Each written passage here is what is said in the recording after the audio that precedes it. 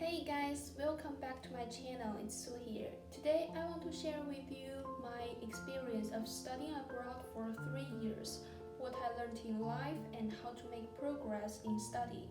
So let's get down to it. The first part is about life.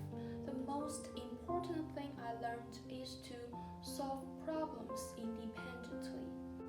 Unlike in your home country, if you are sick, you can call your parents and they can go to see you immediately by train or by airplane for at most a couple of hours. But when you are abroad, you are basically alone and you need to count on yourself. Besides devoting yourself to study, you also need to learn how to manage your time and how to take good care of yourself. In addition to that, it is also important to keep in touch with the students who are studying here with you together. Because when you are in an emergency situation, your parents or friends in your home country can only support you emotionally. Only the students who are studying with you here can give you a favor. Besides that, it's necessary to learn to cook. You can't eat out all the time. It's neither healthy nor economic to eat pizza or burgers all the time. If you learn to cook at home, it can help you cut expenses and keep a balanced diet. The next important thing is emotion management. Anxiety, depression, and stress are common negative feelings. When you are at home, you can talk to friends or go to a party to have fun, or talk to your parents to release stress. However, due to the constraints of time and space abroad, such conditions are not often met. Therefore, if you have negative feelings, you need to learn to cope with them. It's not about constraint, it's about reconciliation with yourself. Meditation practice nowadays is very popular and it's quite helpful for you to manage your bad feelings. When you enter a state of meditation, you free yourself from the constantly changing world. As a bystander, you are able to observe all your thoughts and feelings, embrace all the negative emotions, and dissolve them. As time goes by, you will find the things you struggled or worried about are so trivial. You will learn to control your emotions instead of being controlled by them. So in the face of negative emotions, don't try to restrain them or ignore them, but accept their existence, admit them, and resolve them. Finally, I have a few tips to save money. The first one is to consume at a certain point. You can apply for a card in a supermarket or a store and use that card to accumulate points for each purchase. When you reach a certain amount of points as a reward, they will provide you gifts or coupons. I have a loyalty card in Roseman. Now I can use coupon for each item I buy. The second one is delayed gratification. If you want to buy something really expensive, don't decide right at that moment. Instead, put it down and go home, wait for a couple of days. A few days later, if you still want that desperately, it means you really need it and it's not late to buy it then. If you forget it, it means it's just an impulse. And congratulations, you saved money. The third tip is learn to record your monthly expenditure. Learn to record every disbursement and reflect on it monthly can help you cut unnecessary expenses. Or for me now, I use only one debit card for all the purchase. And at the beginning of every month, I will go through the bill for the previous month, checking if there are abnormal expenses or impulsive purchases. So now let's talk about study.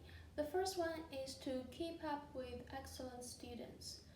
There are really great guys in our major. They started to program in junior high school, and back then I was still busy picking up good-looking diaries at school commissary. When I just started to learn how to write code, they already mastered C++ and Python skillfully. So for me, it was like a dimensional reduction attack. But if you have ever encountered the same or similar situation with me, don't be panic. Don't think about catching up with them or how bad you are all the time, but instead you need to consider how to narrow down the gap between yourself and the excellent students. Get along with them and ask questions you don't know at any time. I'm sure that they are very glad to answer your questions because as they explain their thoughts to you, it's also a process to sort out their ideas. It's like a win-win situation. The second point is to treat every exam as an opportunity to practice your skill. Each of our courses give two chances to take the exam. If you are not satisfied with the score from the first exam, you have another chance to retake it. Some subjects will retain a higher score while others will retain the last score. So if you decide to retake an exam, you run the risk of lowering your score. But from my observation, most students can improve their performance by retaking. So if you are not satisfied with the first result, it means maybe you are not proficient enough in that subject. So another chance for you to take the exam, you can deepen your understanding and enhance your memory. The third point is active participation in class. Actually, I didn't do well enough. To be honest, Asian students are not good at express their feelings and they are relatively shy. In contrast, students from other parts of Europe are more willing to express their thoughts. Asian students are reluctant to speak up because they may be worried about their accents are not perfect or afraid of making mistakes. Actually, professors won't blame for your mistakes and your classmates won't laugh at you. Only by expressing your own opinions can you better communicate with professors and let them know more about you. The next tip is to ask seniors for advice and keep in touch with professors. Seniors have a lot of experiences and learning tips. By chatting with them, you can acquire a lot of information. Some seniors study for PhD and some work for tech companies. Their experiences can be used as a guidance for you to choose your future career path. Communicating with professors can help you gain more resources and help you discover the direction and opportunities in scientific research. Take myself for example. My experiences of working as a teaching assistant, making poster presentations, doing scientific researches, and participating in summer schools, they are all a result of my supervisor's recommendation and my own effort. Sometimes when opportunities come up, you may afraid that you are not adequate enough to take up the challenge. But the fact is that few people are really talented. They can excel without much practice.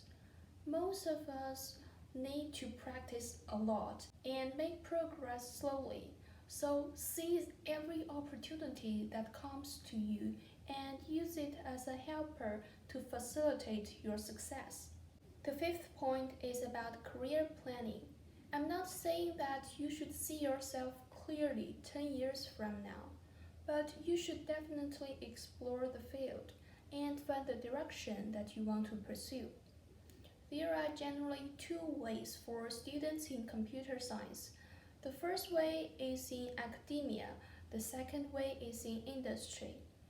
The academic world requires you to have research abilities. You need to read papers, complete projects, and publish your results on journals. Entering the industry requires you to accumulate internship experience in technology companies. You need to find out which environment you want to involve yourself in, and keep in mind that good programming skill doesn't make you an idle employer for companies. We have excellent students who are really good at programming, but still got rejected from companies. A certain position in a company doesn't only require your coding skills. The hiring managers also look at your personality, whether you can cooperate with the team members. But no matter which way you want to go, remember that your energy is limited. You can only devote yourself in one area. You must figure out what you really want to do before putting energy into it. As graduation approaches, in addition to writing thesis, we also need to plan what we want to do next. Some students apply for postgraduate schools. Others apply to do another internship at companies. I highly recommend you to only focus on one area, otherwise neither can give you the good result. The last point is to adjust your mindset and look at competitions and your opponents with a calm mind. The last point is to adjust your mindset. Look at competitions and your opponents with a calm mind. Find what you are good at or love to do, not the society or your parents demand you to do, so that you can persist in the long run. Some people love to cultivate in one field, while others love to combine knowledge from many different areas and give innovative solutions. They are called multi-potentialists. There are not right or wrong way to do things. We just need to find the way that works for us. Sometimes you may encounter unfair things. For example, in Hungary, teachers are more inclined to give resources to local students. I know a Chinese classmate who has a permanent residence permit and he can speak Hungarian. Usually, research is led by a professor and a group of students with one or more different topics. We meet once a week to discuss the process of the project and our plan for the next week. But for that student, an associate professor scheduled a 2-hour meeting with him weekly. It's more like a lecture to teach him what's the newest process in that field. Besides that, he gets more fund than other international students for doing scientific research. I really felt frustrated when I first learned about it, but afterwards I realized that this kind of thing can happen from time to time, no matter in work or in study. We can't change the status quo, but we can change our view on this matter. Instead of thinking why this is happening to me, why it is so unfair, we should think about what we can change in this situation and what we can learn from it. The way we think influences how we experience things. There's not one single thing in existence that has only a single inherent meaning. The meaning of a thing is the perceiving of it. It depends on the mind of the perceiver. If you change your mind, you change your world. You are not experiencing suffering. You are suffering, you're experiencing. For me, since I can't change the fact, it doesn't help to complain about it anyways, but use it as a motivation for me to move forward, for me to get stronger. It's good to be guided by a professor 2 hours a week, but we can also work hard to absorb extracurricular resources, and there is more than one way to be educated. Often there is no good or bad thing, only your perception and mentality. They determine whether you are the beneficiary or the victim of that matter. I hope we all can have a positive mindset to face setbacks or injustice along the way. So I wish you all the best in life and success in study or career. That's all for today's video. Feel free to add to my advice or share your experience in the comment below. See you next time. Bye.